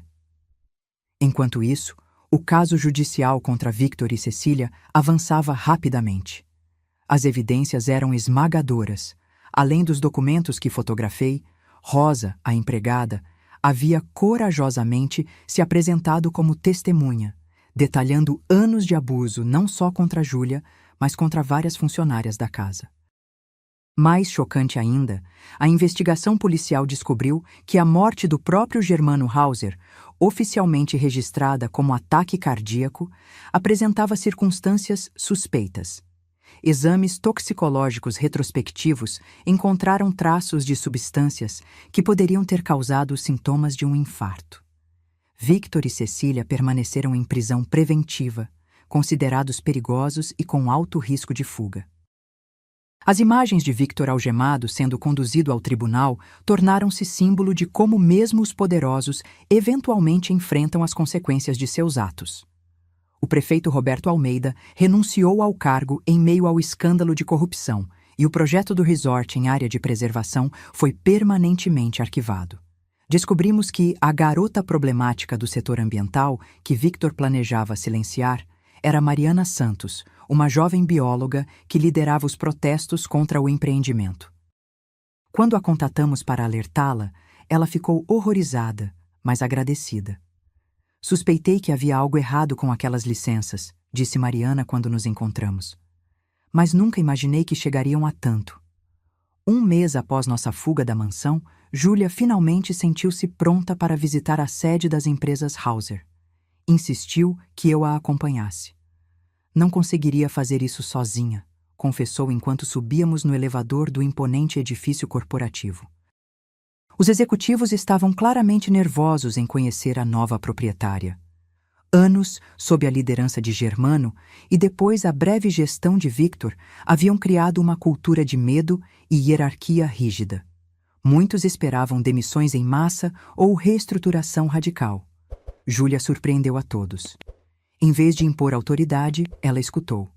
Passou dias em reuniões, não para dar ordens, mas para entender os negócios, os desafios, as pessoas por trás dos números. Não estou aqui para virar a mesa, disse ela durante sua primeira reunião com o conselho. Estou aqui para aprender e depois decidir o melhor caminho a seguir, juntos. Quanto a mim, voltei gradualmente à minha vida de ilustradora. Meus clientes haviam sido compreensivos com meu desaparecimento temporário, especialmente quando souberam das circunstâncias extraordinárias. Um editor chegou a me propor escrever um livro sobre nossa experiência, oferta que recusei educadamente. Algumas histórias são pessoais demais para serem comercializadas. Numa tarde de domingo, quase 2 meses após tudo acontecer, Júlia apareceu em meu apartamento sem aviso prévio. Tomei uma decisão, anunciou, seus olhos brilhando de uma forma que eu não via há anos. Sobre as empresas. Fiz café enquanto ela desdobrava plantas e projetos sobre minha mesa de desenho. Lembra-se daquela área de preservação que Victor queria destruir? Perguntou animadamente. Comprei os terrenos adjacentes. Para construir? Para preservar, corrigiu ela. Vou transformar tudo em uma reserva particular e quero usar parte dos lucros das empresas para criar uma fundação. Seus olhos brilhavam enquanto explicava sua visão. Uma organização dedicada a ajudar vítimas de violência doméstica, oferecendo não apenas abrigo físico, mas suporte psicológico, jurídico e financeiro para a reconstrução de vidas. Quero que pessoas como Rosa e sua filha tenham uma chance, explicou. E quero que você dirija o departamento criativo da fundação. A proposta me pegou de surpresa. Mas sempre trabalhei sozinha. Exatamente por isso, respondeu Júlia. Você entende a importância da independência, da liberdade. Pode criar materiais que realmente conectem com essas mulheres, que as empoderem em vez de vitimizá-las. Nos meses seguintes, a Fundação Novo Amanhecer tomou forma. O primeiro abrigo foi inaugurado em um bairro tranquilo da cidade. Uma casa espaçosa, acolhedora, com quartos individuais para cada família e espaços comuns cheios de luz natural. Parecia o oposto da mansão fria e impessoal de Victor. Rosa foi a primeira funcionária contratada, como coordenadora do abrigo. Sua filha recebeu uma bolsa integral para concluir os estudos universitários. Outras mulheres, com histórias semelhantes de abuso, encontraram ali não apenas refúgio, mas oportunidade de reconstrução. O julgamento de Victor e Cecília finalmente chegou ao fim quase 1 ano depois. Ambos foram considerados culpados de todas as acusações: abuso doméstico, fraude, falsificação de documentos, administração não autorizada de medicamentos controlados, corrupção e conspiração para homicídio. Victor foi sentenciado a 22 anos de prisão. Cecília, considerada cúmplice, mas não a mentora principal, recebeu 15 anos. O médico que falsificou os laudos pegou 5 anos, além da perda permanente da licença médica. Júlia e eu comparecemos juntas ao último dia do julgamento. Quando a sentença foi lida, Victor olhou em nossa direção. Por um breve momento, vi em seus olhos não arrependimento, mas incredulidade. Ele ainda não conseguia acreditar que havia sido derrotado por 2 mulheres que considerava inferiores e manipuláveis. Como se sente? Perguntei a Júlia enquanto deixávamos o tribunal. Ela refletiu por um momento, observando o céu azul acima. Livre, respondeu finalmente, como se pudesse respirar plenamente pela primeira vez em anos. Caminhamos em silêncio por algum tempo, braços entrelaçados, duas metades do mesmo todo.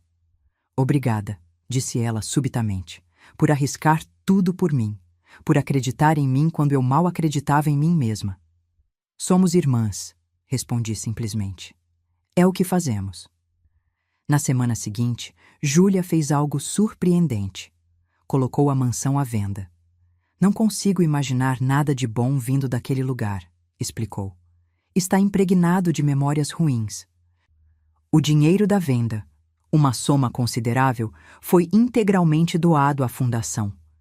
Com ele, construímos mais 2 abrigos em cidades vizinhas, expandindo nossa capacidade de ajudar mulheres em situação semelhante. A fundação se tornou mais do que um projeto de caridade. Tornou-se um símbolo de esperança e transformação. Júlia usou sua nova posição de influência para pressionar por leis mais rigorosas contra a violência doméstica e maior proteção às vítimas.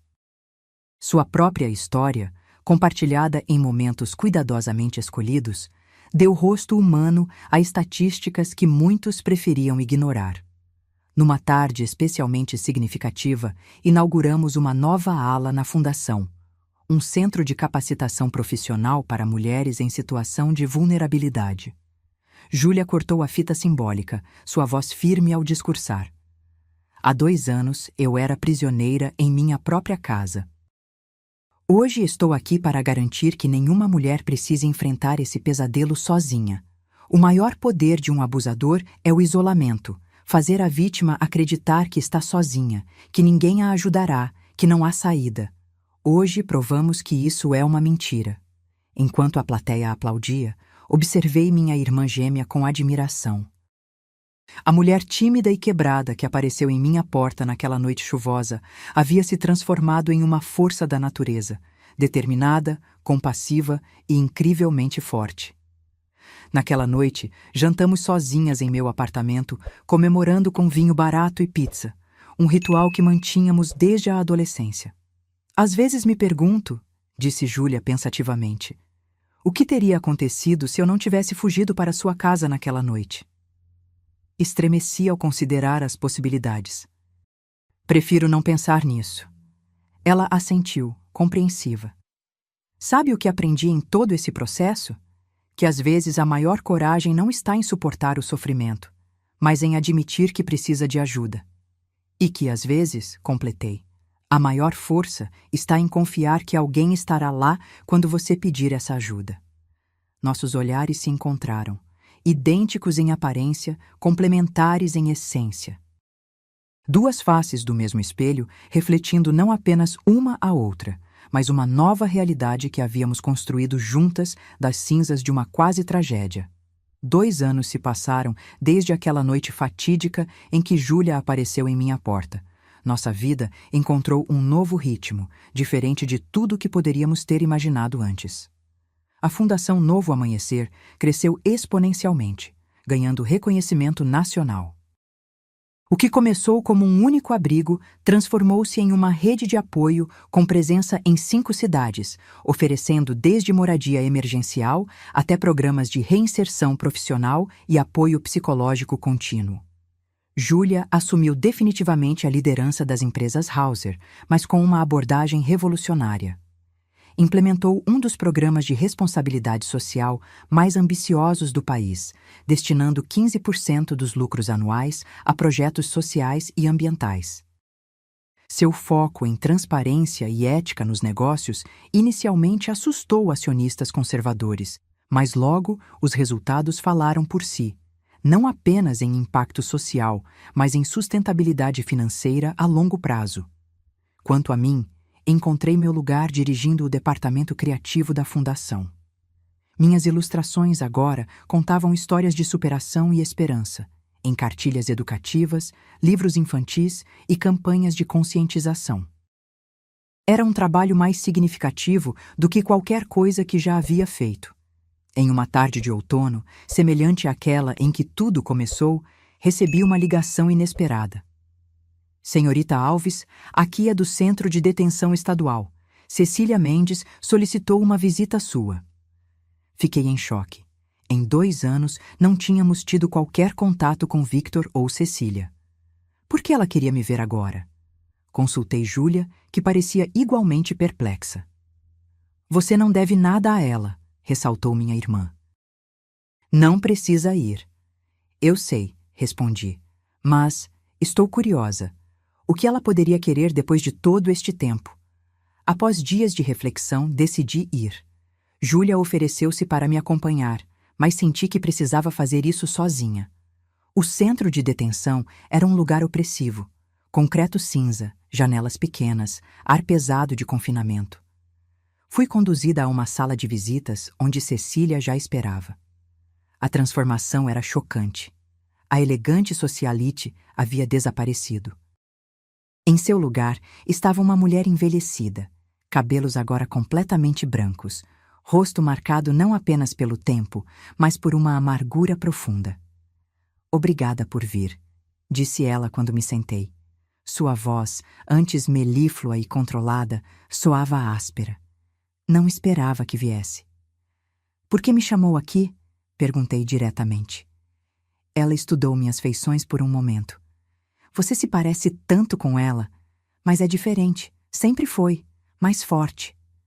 O que você quer, Cecília? Ela suspirou profundamente. Estou morrendo.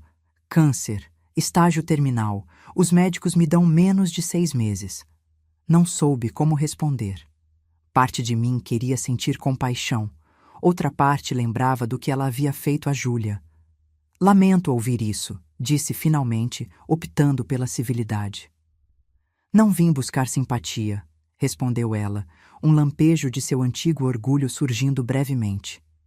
Vim porque há coisas que você e sua irmã devem saber. Verdades que nunca vieram à tona no julgamento. Endireitei-me na cadeira, subitamente alerta. Que tipo de verdades? Sobre Germano, sobre o verdadeiro motivo de tudo isso. Ela tossiu, um som doloroso e profundo. O Império Hauser não foi construído apenas com trabalho duro e visão de negócios. Houve compromissos éticos ao longo do caminho. Nos 40 minutos seguintes, Cecília desdobrou uma história chocante. Germano Hauser, o patriarca aparentemente respeitável, havia construído sua fortuna inicial através de negócios com a ditadura militar, lavagem de dinheiro e apropriação de terras indígenas. Victor havia crescido observando esses métodos, normalizando-os. Quando Germano conheceu sua irmã, algo mudou nele, explicou Cecília. Júlia o lembrava de alguém, sua primeira esposa, que o deixou quando descobriu a verdadeira natureza de seus negócios. De repente, ele começou a falar em legado, em redenção. E isso justificaria o que vocês fizeram a ela? Perguntei, incredulidade em minha voz. Não estou justificando, respondeu Cecília, surpreendendo-me. Estou explicando. Victor e eu não somos pessoas boas. Nunca fomos. Mas o que fizemos a Júlia foi apenas a ponta do iceberg. Há documentos, em um cofre que a polícia nunca encontrou, que comprovam décadas de crimes corporativos. Ela me entregou um pequeno papel com uma sequência de números e letras. É o código de um cofre no Banco Central. Lá vocês encontrarão tudo. Registros, nomes, datas. O suficiente para derrubar não apenas as empresas Hauser, mas metade do establishment empresarial do país. Por que está me dando isso agora? Perguntei confusa. Cecília olhou pela pequena janela da sala para o céu cinzento além das grades. Quando você está morrendo, certas coisas ficam claras. Não posso desfazer o que fizemos à sua irmã, mas posso dar a vocês duas o poder de escolha. Continuar o império sabendo a verdade sobre suas fundações ou desmantelá-lo completamente. Saí do centro de detenção com a mente turbilhada. Quando contei a Júlia sobre a conversa, ela ficou em silêncio por muito tempo. Precisamos verificar se isso é verdade, disse finalmente. Pode ser apenas mais uma manipulação. No dia seguinte, visitamos o banco mencionado por Cecília. O código funcionou. Dentro do cofre, encontramos exatamente o que ela havia descrito. Pastas e mais pastas de documentos detalhando décadas de atividades ilícitas. Subornos a políticos, acordos para silenciar denúncias ambientais, até mesmo evidências de que Germano havia sabotado concorrentes. Júlia ficou devastada. Pensei que ele fosse diferente, que havia visto algo bom em mim. E talvez tenha visto, argumentei. Talvez, à sua maneira distorcida, ele estivesse realmente tentando redimir-se, deixando tudo para alguém que faria melhor. Passamos semanas examinando os documentos, consultando advogados, ponderando as implicações. A decisão que Júlia enfrentava era monumental: continuar administrando as empresas, tentando reformá-las de dentro para fora, ou expor tudo, mesmo que isso significasse o fim do Império Hauser. Se revelarmos tudo, ponderou ela uma noite, milhares de empregos serão afetados. Pessoas inocentes que não têm nada a ver com os crimes do passado. Se não revelarmos, contrapus, estaremos perpetuando um sistema construído sobre exploração e corrupção. A solução veio surpreendentemente de Rosa, que agora dirigia operações em todos os abrigos da fundação. Por que tem que ser tudo ou nada? Perguntou ela pragmaticamente. Por que não transformar gradualmente, empresa por empresa, prática por prática? Foi assim que nasceu o Projeto Metamorfose, um plano audacioso de 5 anos para reformular completamente as empresas Hauser. Júlia começou vendendo as subsidiárias mais profundamente envolvidas em práticas questionáveis. Reinvestiu em setores emergentes, focados em sustentabilidade e impacto social. Estabeleceu políticas de transparência radical, publicando relatórios detalhados sobre cada aspecto das operações empresariais. Não foi um caminho fácil. Houve resistência de dentro e de fora. Alguns executivos antigos renunciaram em protesto. Acionistas processaram, alegando prejuízos financeiros. A imprensa especulou sobre os verdadeiros motivos por trás das mudanças radicais. Mas Júlia permaneceu firme. Com cada passo, o legado tóxico de Germano Hauser era gradualmente transformado em algo novo, ainda poderoso, mas fundamentado em princípios éticos e propósito genuíno. Quanto a Victor, recusou-se a nos ver quando tentamos visitá-lo na prisão para confrontá-lo com as novas descobertas. Segundo os guardas, passava seus dias em silêncio quase completo, lendo obsessivamente livros de história e filosofia, como se tentasse entender onde sua vida havia dado errado. Cecília faleceu 4 meses após nossa visita, sozinha em um hospital penitenciário. Júlia e eu comparecemos ao funeral, as únicas presentes além do capelão da prisão. Foi uma cerimônia breve e sombria, o fim melancólico de uma vida dedicada a aparências e poder a qualquer custo. Em um estranho gesto final, Cecília havia deixado uma carta para Júlia, entregue pelo advogado após sua morte. Você tinha a força que eu nunca tive, a coragem de dizer não, de buscar ajuda, de lutar. Passei minha vida aceitando a crueldade como preço do conforto e status. Você escolheu um caminho diferente. Nunca subestime o que isso significa. 3 anos após nossa primeira visita ao cofre secreto, a transformação estava bem encaminhada. As empresas Hauser, agora renomeadas como Grupo Nova Aurora, haviam se tornado referência em práticas corporativas sustentáveis. A fundação havia expandido para escala nacional, com programas especializados não apenas para vítimas de violência doméstica, mas também para seus filhos, quebrando o ciclo de trauma intergeracional. Em uma noite tranquila, Júlia e eu estávamos em minha varanda, compartilhando uma garrafa de vinho e observando a cidade abaixo. A mesma varanda onde, anos antes, havíamos celebrado nossa primeira vitória contra Victor. Nunca imaginei que minha vida tomaria este rumo, refletiu Júlia, olhando para as luzes da cidade. Se alguém tivesse me dito, naquela noite terrível quando fugi para sua casa, que um dia eu estaria liderando uma transformação empresarial e uma fundação nacional, você teria acreditado? Perguntei. Ela sorriu, um sorriso que alcançava seus olhos, algo que só voltei a ver após muitos meses de terapia e cura. Talvez não, mas teria acreditado em você. Sempre acreditei. Erguemos nossas taças em um brinde silencioso. Não apenas a sobrevivência, mas a verdadeira transformação. De vítimas a agentes de mudança. De gêmeas unidas pelo sangue a parceiras unidas por propósito. Às vezes me pergunto, disse Júlia pensativamente, se não foi por isso que nascemos idênticas. Não apenas para confundir nossos pais quando éramos crianças, mas para este momento específico, quando precisávamos ser capazes de trocar de lugar e salvar uma a outra. Talvez, concordei. Ou talvez seja apenas o que irmãs fazem, estar lá quando mais se precisa, mesmo que isso signifique entrar na toca do lobo. O sol começava a se pôr, pintando o céu em tons de laranja e roxo. Abaixo, a cidade continuava seu ritmo frenético. Em algum lugar naquela paisagem urbana, outras mulheres enfrentavam seus próprios monstros, algumas em silêncio desesperado, outras finalmente encontrando coragem para buscar ajuda. Para elas, a Fundação Novo Amanhecer mantinha suas portas sempre abertas. Um farol de esperança construído a partir de uma das histórias mais sombrias que poderíamos imaginar. Prova viva de que, mesmo nas circunstâncias mais terríveis, a coragem de uma pessoa pode desencadear ondas de transformação. Júlia e eu sabíamos melhor do que ninguém.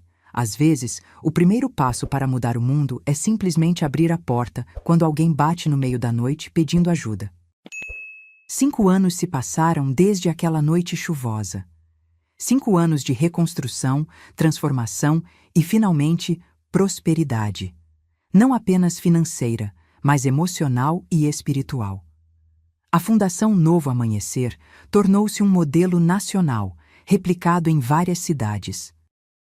O que começou como um refúgio para mulheres em situação de violência evoluiu para um ecossistema completo de apoio e empoderamento, desde moradia emergencial até programas de educação financeira, cooperativas de trabalho e incubadoras de pequenos negócios.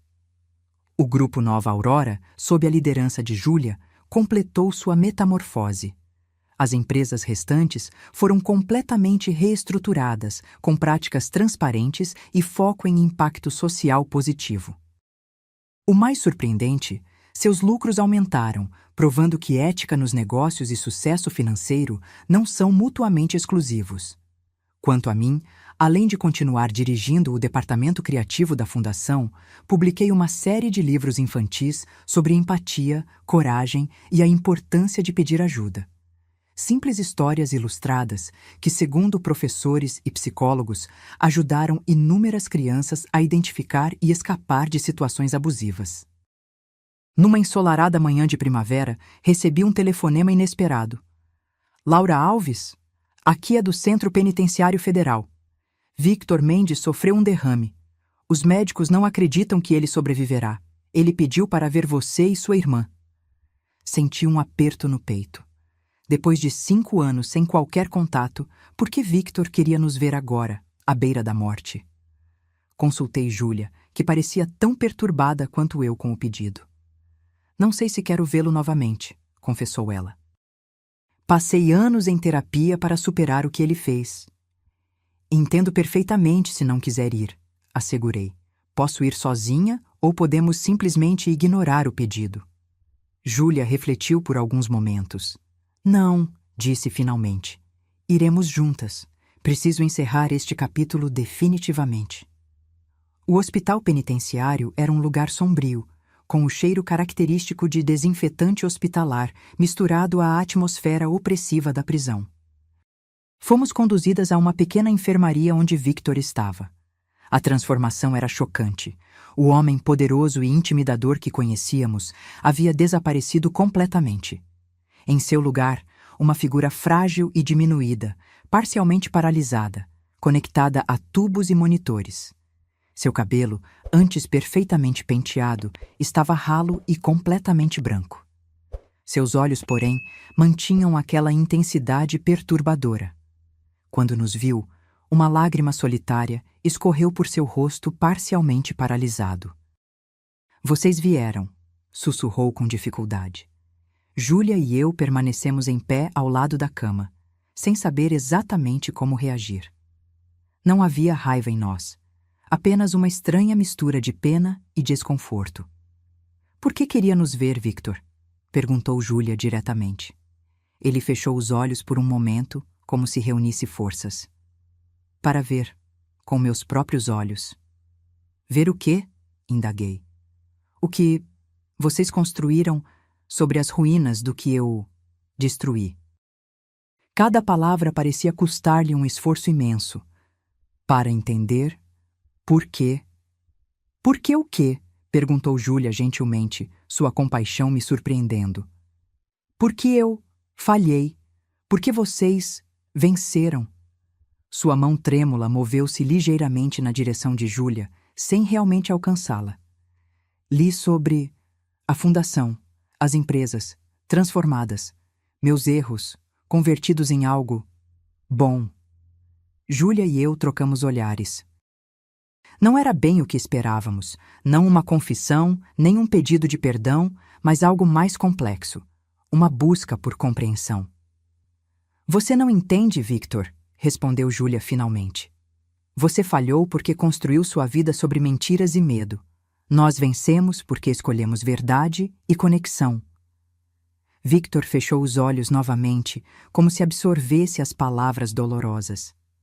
Meu pai me ensinou que poder era tudo, que fraqueza era imperdoável. E agora? Perguntei. O que você aprendeu nestes 5 anos? Que poder, sem propósito, é vazio. Um monitor ao lado da cama apitou, indicando alteração em seus sinais vitais. Que isolamento! É a verdadeira prisão. Uma enfermeira entrou, verificando os monitores com expressão preocupada. Precisamos encerrar a visita, informou. Ele precisa descansar. Victor fez um último esforço para falar. Júlia, Laura, não vim buscar perdão. Vim agradecer. Agradecer? Repetimos em uníssono perplexas. Por mostrarem outro caminho, mesmo que tarde demais para mim. Saímos da enfermaria em silêncio, processando o encontro inesperado. No estacionamento do hospital, Júlia finalmente falou. Nunca pensei que sentiria pena dele. Nem eu, confessei. É estranho ver alguém tão poderoso reduzido a isso. Não é apenas a condição física, observou Júlia. É o vazio. Toda aquela ambição, manipulação, crueldade. Para quê? Para terminar sozinho, sem ninguém que realmente se importe. Victor faleceu 3 dias depois. Não comparecemos ao funeral. Havia limites para nossa compaixão e precisávamos respeitar nossas próprias fronteiras emocionais. Em vez disso, naquela tarde, fizemos algo simbólico. Plantamos uma árvore no jardim do primeiro abrigo da fundação. Não em memória de Victor, mas como símbolo de transformação, de como mesmo das experiências mais sombrias podem surgir frutos de esperança.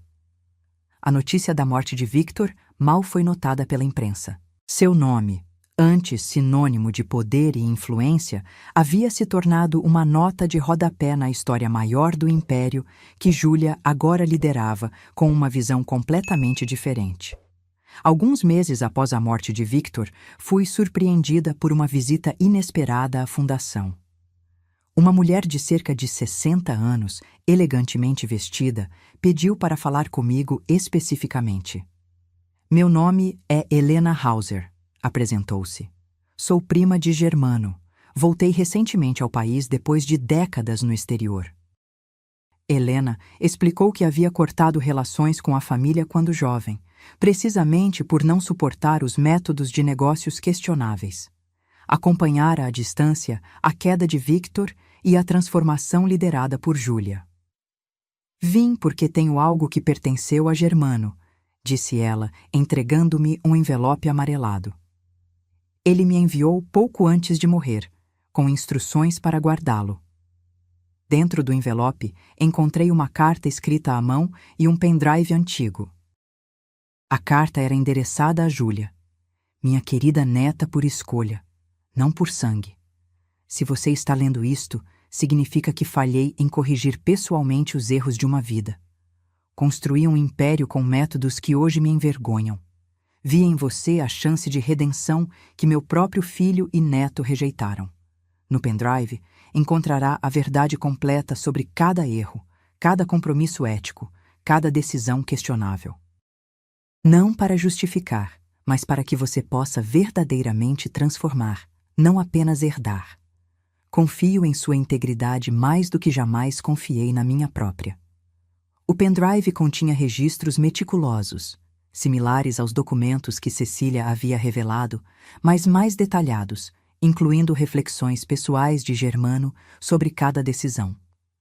Ele sabia que Victor tentaria algo, explicou Helena. Por isso deixou tantas proteções no testamento e enviou-me esta salvaguarda. Esta revelação final preencheu as lacunas que ainda restavam em nossa compreensão da história. Germano não era um santo que repentinamente viu a luz. Era um homem complexo, consciente de seus erros, buscando uma forma de redenção através de Júlia. O que faremos com isto? Perguntou Júlia depois que compartilhei tudo com ela. Revelar ao público? Acho que já estamos fazendo o que deve ser feito, respondi. Transformando as empresas, reparando danos passados, criando um legado diferente. Júlia concordou. Decidimos manter os registros como lembrete privado, enquanto continuávamos o trabalho de transformação. Os anos seguintes foram de consolidação e expansão.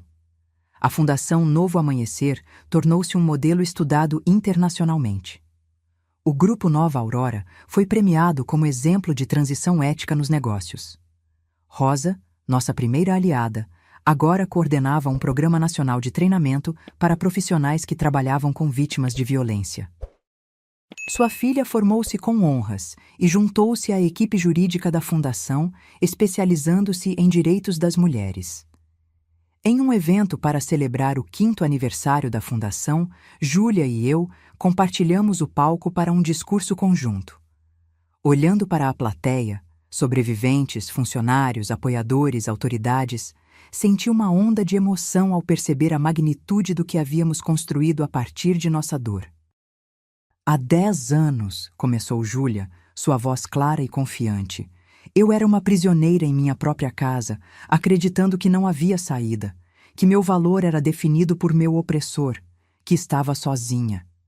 E há 10 anos, continuei, aprendi que às vezes o ato mais corajoso não é enfrentar seus próprios demônios, mas ajudar alguém a enfrentar os dela. Júlia sorriu, tomando minha mão. Aprendemos juntas que sobrevivência é apenas o começo, que após sobreviver, podemos curar. Após curar, podemos prosperar, e após prosperar, podemos transformar.